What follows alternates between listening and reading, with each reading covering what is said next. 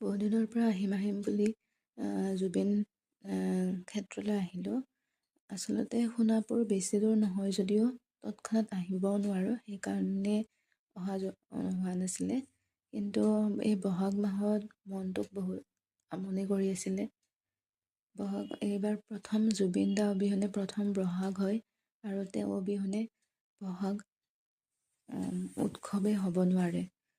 বহাগ মাহটো আমাৰ যেনেকৈ অতিকৈ আপোন, তেনেকৈ জুবিন দাও আমাৰ হিয়াৰ আমঠু হয়। এনেকুৱা এটা দিন নাই যিটো দিনত তেওঁক মনত পৰা নাই।